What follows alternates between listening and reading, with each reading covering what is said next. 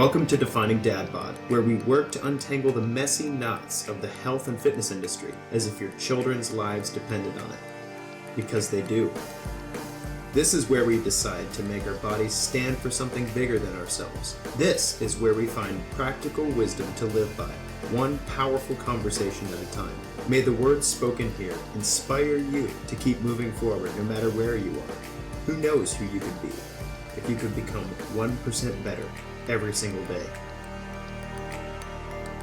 We can do the show thanks to the support of listeners just like you. For more information how you can become part of the inner circle, go to findingdadbod.com/inner circle. What's up, guys? This is Alex Van Houten with Defining Dad Bod. I hope you're doing super well. Today's show is a continuation of our TRUFIT series. That is long-term health and fitness goals in 2020. If you've been navigating this series with us, we are on part 9 as we continue our conversation about what macros have to do with long-term health and fitness goals. Our previous show in the series, part 8, covered carbohydrates, which is one of the more contentious things you can say in the health and fitness world right now. And today I'm proud to present to you and excited to present to you the beginning of our conversation around fats. Fats are a unique and amazing macronutrient. And if you understand them really well today, you'll be able to make some practical changes to your health and fitness world right now that will get you and your family better results for the long term.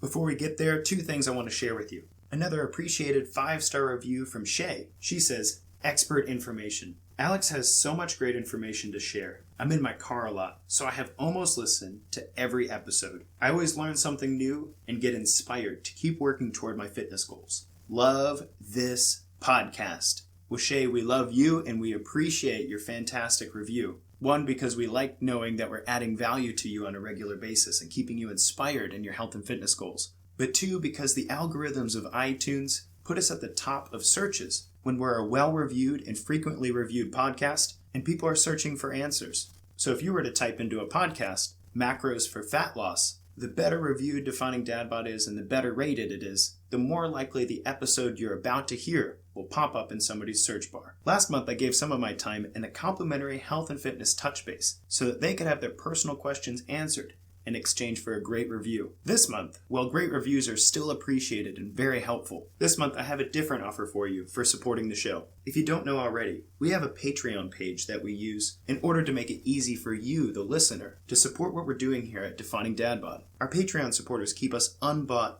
and unbiased, while footing the bill for the research, production, and publication of the free content we put out here, the Defining Dad Bod Inner Circle, and in our social media presence. People reach out to me daily to say thank you for the information, the motivation, the advice, and the practical know-how that we put out in the world to make it a bit easier to become 1% better every single day. So in appreciation for our patrons this month, I'm publishing the Google Drive link to 12 weeks of awesome dietitian-written meal plans that include recipes and grocery lists as a way to make it a little bit easier for our patrons to put into practice great nutrition for themselves and their families. Though these meal plans are not meant to be prescriptive diets for anybody, they are original creation from my dietitian wife, and we use these as references regularly to decide what we're going to eat in our household each week. So I know this will be a helpful resource for you. I have all 12 of them in a Google Drive folder that I'll be publishing to our patrons-only website. So those of you who are already patrons of $5 or more per month will see that show up immediately. That link's in the show notes below. And for those of you listening who love Defining Dad Bod and have found value with the show so far, I encourage you to check that out and consider becoming a supporter. We're working hard to put out fantastic content, more frequently, more powerfully, and even more diversely. And the more resources we have to work with, the better I can serve you. It would be awesome to be able to publish a show multiple times per week, to do a more regular live Q&A, and to publish some free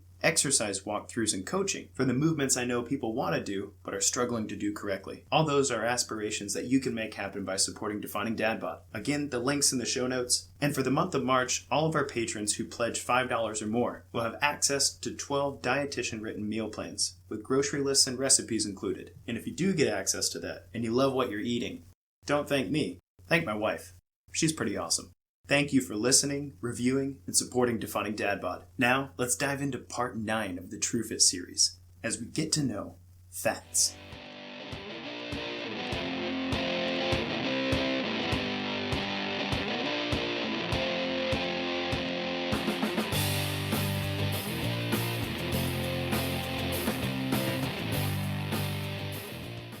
Let's talk about fats, baby. Let's talk about you and me. Don't worry, I won't quit my day job. Last time we got together, we talked about carbohydrates as a macronutrient, and today we're going to dive into fats.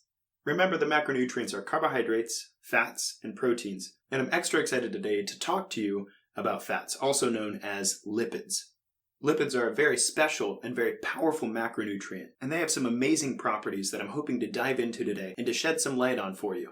Here in the first part of this conversation, we're going to dive into the properties of fats so that you understand them really well, and that you understand the different kinds of fats that exist in your food and what our body does with those. And then we'll get into a discussion about what role fats play in the body. Today we'll talk about their important role in forming cell membranes, and then next time we'll talk about their role in the formation of hormones and how our body uses fat molecules for energy. My hope is by the end of this conversation you have a much better understanding of the fats that occur in your diet so that you can make intelligent and practical decisions about what you're eating and how that might be affecting you in your long-term health and fitness goals. And just like in the carbohydrate conversation, it's completely impossible to talk about the structure and properties of fats without getting pretty deep in the science and the chemistry of it. A note to you who like that sort of thing, you're welcome. And don't give me too hard of a time about making this simple for everybody else. And for those of you whose eyes glazed over in 10th grade chemistry, hang with me. I promise I'll make this worth your while and try to make it as simple as possible. So here we go. First, let's talk about some sources of fats, so that you can get a clear picture in your mind of where these are coming from in your diet. I didn't start like this with carbohydrates because most people can picture carbohydrates in their mind. If I say carbs, you think fill in the blank. As we said before, carbs are often a source of comfort food for us in regulating serotonin and dopamine, and so they stick in our minds pretty well. But what are fats? Well, as we'll learn about today, it's actually very hard to lump all fats into one category because they come in all different forms. From our saturated fats, like the drippings on the grill after you make a good burger, or the butter that melts beautifully on toast at breakfast, to the monounsaturated fats like nuts and seed oils, or the polyunsaturated fats, the ones found in seafood like EPA and DHA, omega-3s, I'm sure you've heard of them, or even some of the man-made fats, the shelf-stable trans fats that are created when you take an unsaturated seed oil or vegetable oil and bubble hydrogen through it, changing its properties. You see, today when we talk about fats, one of the things that I want you to take away from fats as a macronutrient is that there are many different kinds of fats, and they influence your body differently at different ratios. And in terms of long-term health and fitness goals, lumping all of these different fats up into one number, namely grams of fat in your day, and treating them all as equals, might not be the best long-term strategy for you to optimize yourself. Don't get me wrong though, it's not just you. We started this in the Western diet back in the 1950s. When we created the ability to manufacture products that normally had fat, but we found a way to pull fat out of them. You probably have a few of those things in your refrigerator or your pantry right now. Fat-free yogurt and milk, ultra-lean beef, and low-fat cookies and chips. I hope after today, when you see labels like that, you ask yourself if you're missing out on something important when you eat that product. More on that later. So you might ask, okay, Alex, if there are so many different types of fats with different properties, then why do we lump them all into one category? I mean, what makes a fat a fat? Here comes the chemistry part. Simply put, the fatty acids that we use in our body are digested from what's called a lipid. A lipid is just an organic molecule that doesn't dissolve very well in water. Essentially, they're made by long chains of carbons connected together with lots of hydrogens surrounding them. The long chains of carbon attached to hydrogens stores a very large amount of energy, and the structure of these lipids give them a number of properties. First, long chains of carbon and hydrogens store a large amount of energy in a stable form, but once they start oxidizing, they release a lot of that energy. Have you ever made the mistake of trying to light a bonfire with gasoline? Then you've seen the rapid release of energy from a hydrocarbon. Now, the fats we eat in our day are not gasoline, obviously. You wouldn't last very long on an inedible hydrocarbon diet, but the chemical structure that allows gasoline to store a large amount of energy is the same chemical structure that allows lipids to store a large amount of energy. And when combined with a large amount of oxygen at the level of the mitochondria, fatty acids derived from lipids can be used to create a large amount of ATP. And so our body relies heavily on fats in order to be able to store up energy for the future. In fact, the energy density borders on amazing. In 1 small pound of fat, our body can access about 3,500 calories in order to power different processes. So if you're a well-conditioned male at 180 pounds with 10% body fat, that means you have 18 pounds of fat on you, which translates to 63,000 calories of fat available for you to use as energy. That means, all other things being equal, if suddenly you found yourself in a place where you couldn't eat food, and so you had to starve for a while, in terms of energy, you could go about 40 whole days on those 18 pounds of fat. Another way I've put it in the past is this.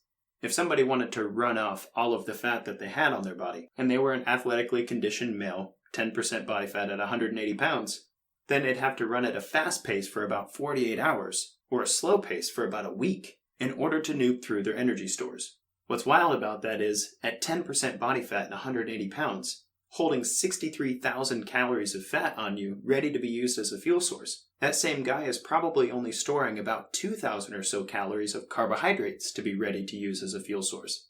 This has amazing implications when it comes to regulating hunger well, especially after intense exercise bouts.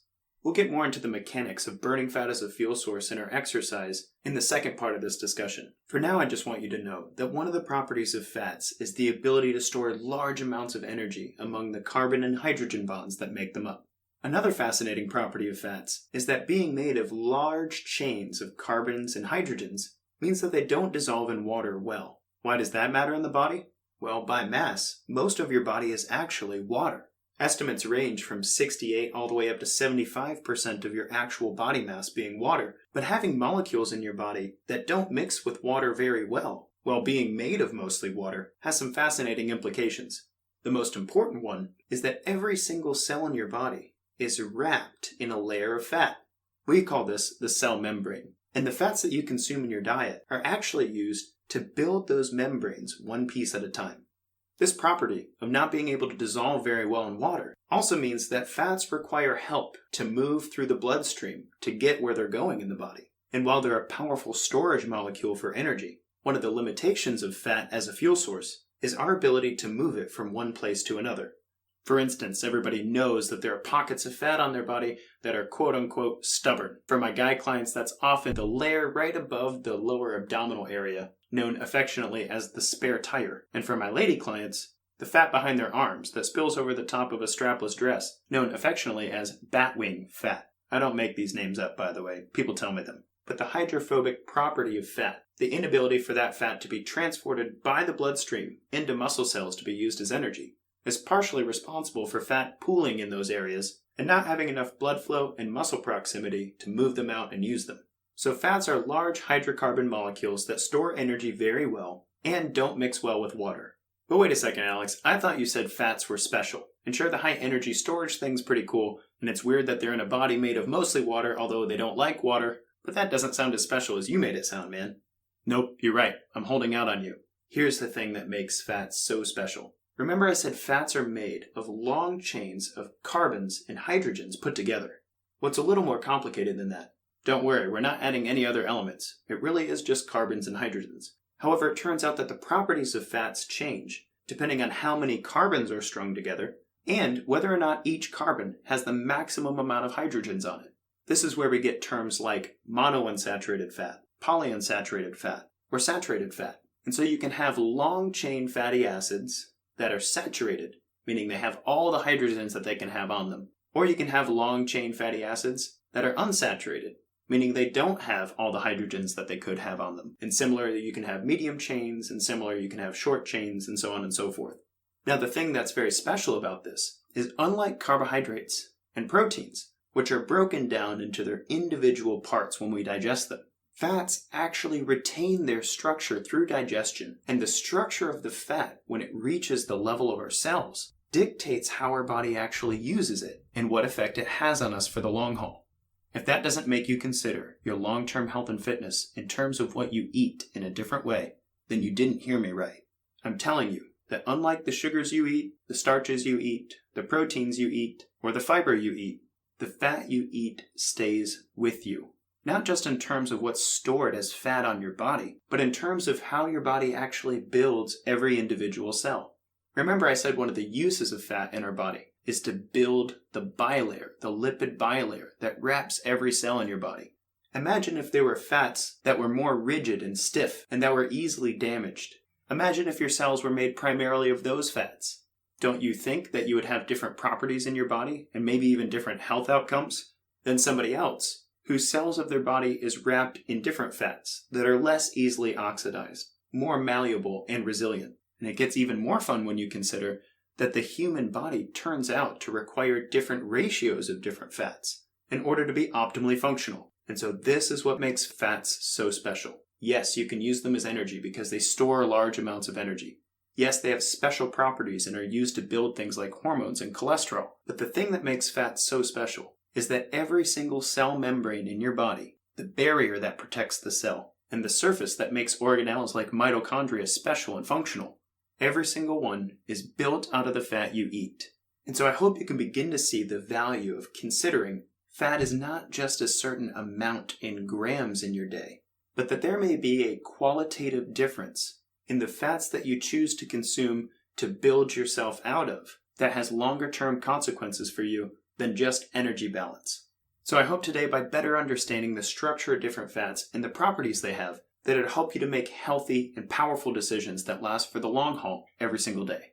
So now that I've convinced you that this is an important conversation, let's talk about how fats enter your body and get where they're going, and then we'll talk a bit more about the actual structure of different kinds of fats and where you can find them in different foods.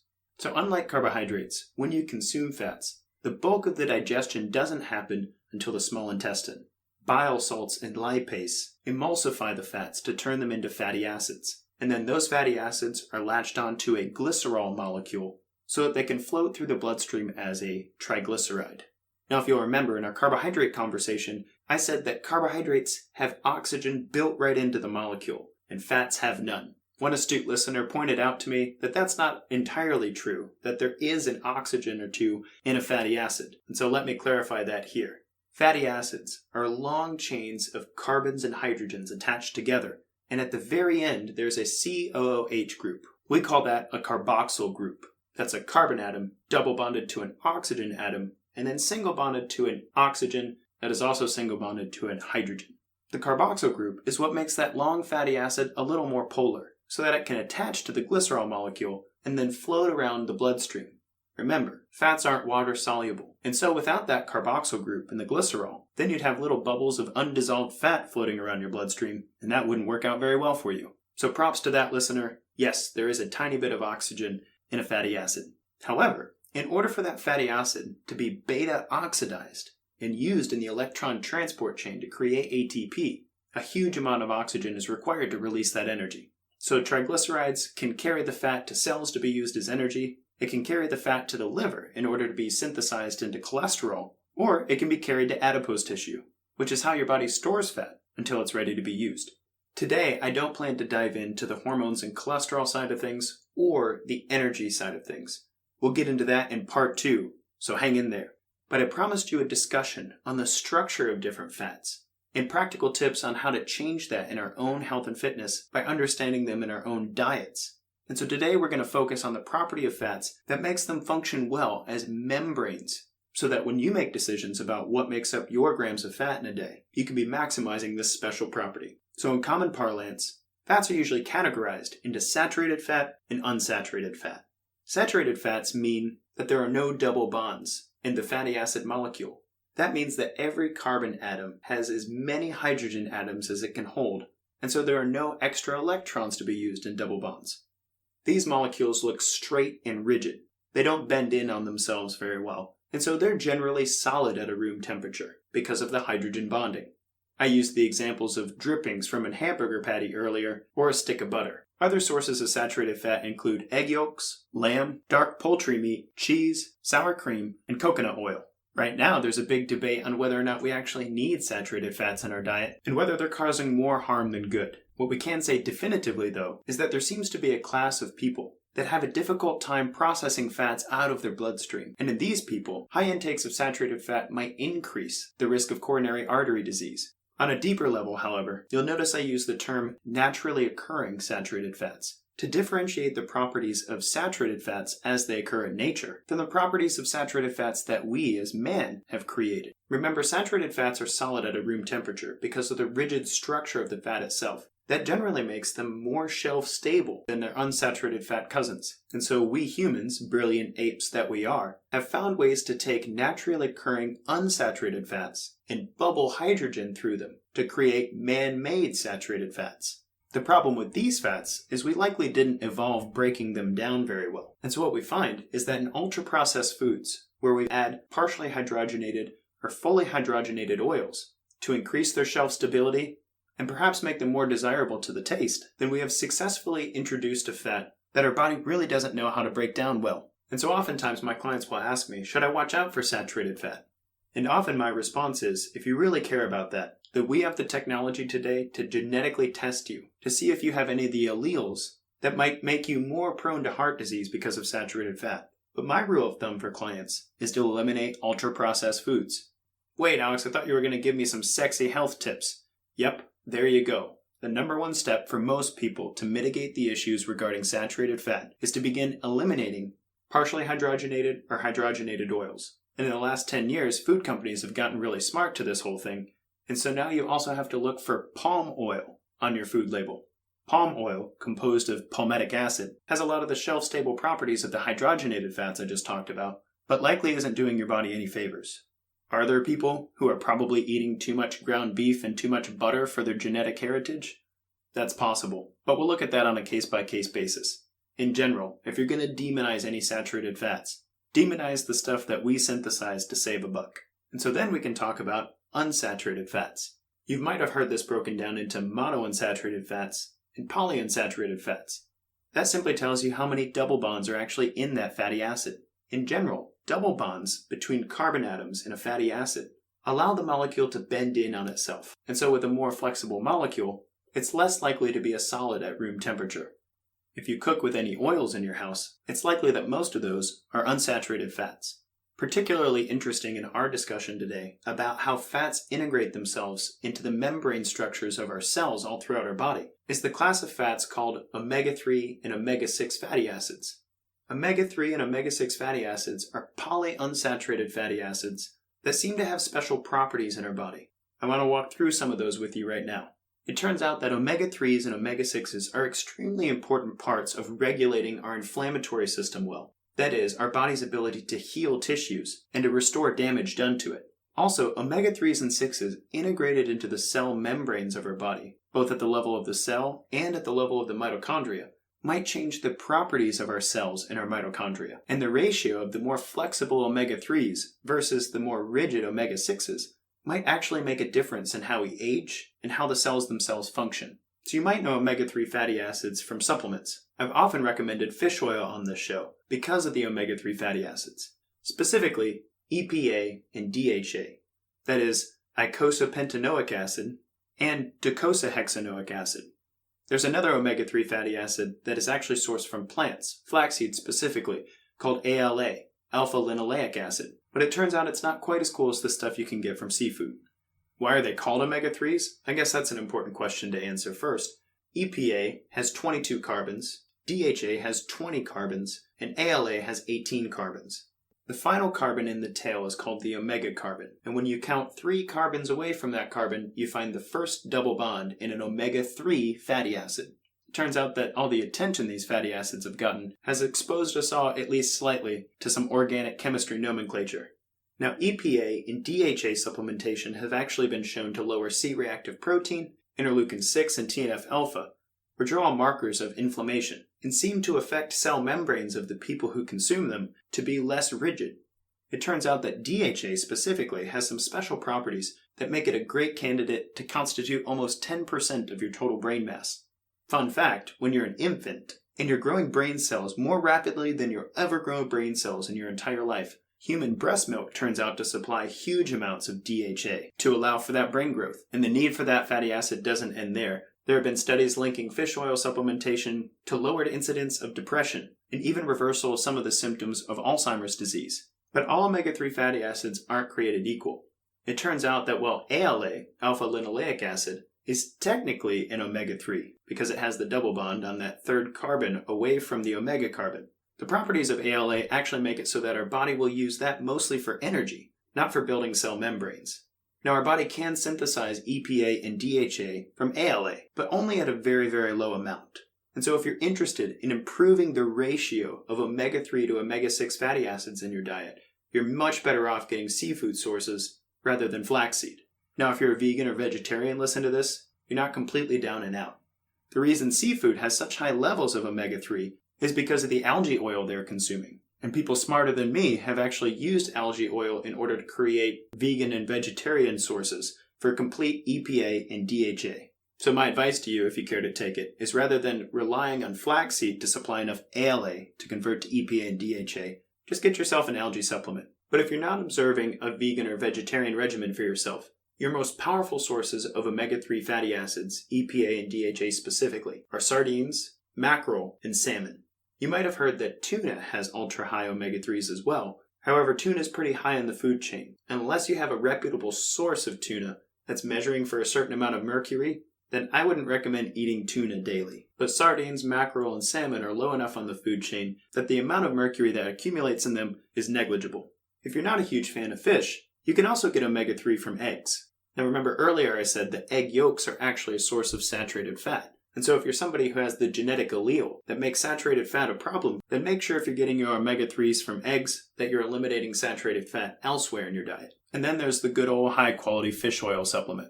If you are going to rely on a supplement to increase your omega-3 fatty acids, then do your research and find one that's not heat distilled.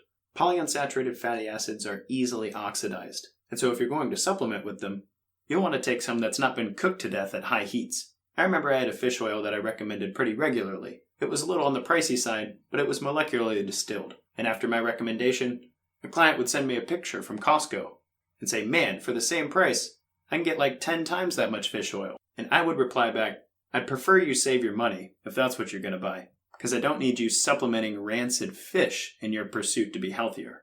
However, our conversation about omega-3s can't end there, because like I said earlier, it's not just important that omega-3s are in your diet, but that they exist in a great ratio compared to omega-6s. Now, omega-6s aren't bad. However, it's been estimated that once upon a time, humans consumed somewhere between a 1-to-1 ratio of omega-3 to omega-6 and a 1-to-4 ratio of omega-3 to omega-6. Well, it turns out from a food company perspective, it's much cheaper to cook and season with omega-6 fatty acids than it is omega-3s. Remember I said omega-3s are easily oxidized? Imagine if you bought a bag of potato chips that had to be refrigerated. They wouldn't be that shelf stable, and probably not as tempting to you either. But that's not the condition you find your potato chips in. In fact, I'm pretty sure a bag of Doritos will outlast me in the case of a nuclear holocaust. Really, come to think of it, I've never seen a moldy Dorito. Anyway, omega-6s are much more shelf stable than omega-3s. And so when you consume an ultra-processed diet, that is, a diet with a lot of hydrogenated or partially hydrogenated oils, from nuts and seeds added to the food itself, then what we end up with is a much different ratio than what is postulated to have been eaten by humans 20,000 years ago.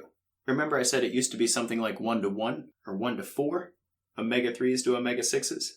Now the average Western diet consumes 1-to-10 all the way up to 1-to-30 omega-3 to omega-6 ratio.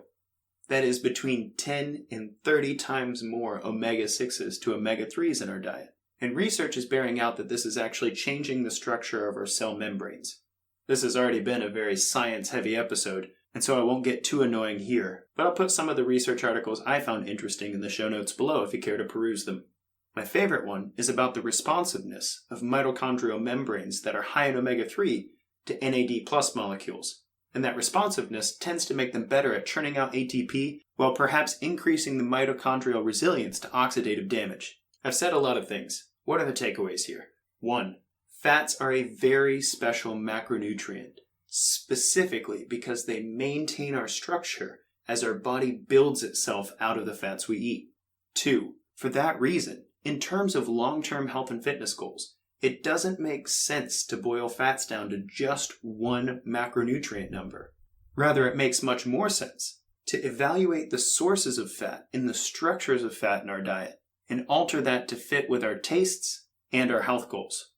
3. One of the simplest ways that you can improve your fat profile in a day is to eliminate the sources of unnatural saturated fats and the omega-3s coming from processed foods, while emphasizing and increasing the EPA and DHA that's coming from your foods. Remember, foods like eggs, sardines, mackerel, salmon are all going to improve your omega-3 nutrient profile, while the hydrogenated and partially hydrogenated oils that make up a lot of packaged products are not going to help you with that nutrient profile. And if you're asking whether or not you should be avoiding saturated fat in your life, I would highly recommend getting your genome tested.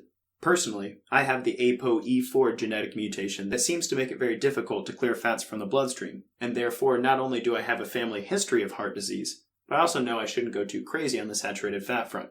If you have questions about how that specifically looks in my day, I'd be happy to talk more about that in our Q&A this month in the Inner Circle. Hop in the circle and ask the question. For now, though, I hope you have a much better understanding of how the structure of fats change the function of fats in our day-to-day life and how that might affect us in our health and fitness long term. I also hope you have some practical takeaways on how you can start changing your fat profile today. In our next episode, I'll dive into how the body uses fat as a fuel source and how it chooses between fats and carbohydrates and what that might mean for your health and your body composition. And then we'll talk about fats as they're used to create cholesterol, and how that cholesterol is used to impact things like hormones, and might even have a role to play in cardiovascular disease. It's going to be awesome. I'm looking forward to having you there. This has been Alex Van Houten with Defining Dad Bod. Until next time, guys, kick butt, take names. 1, 2, 3, 4.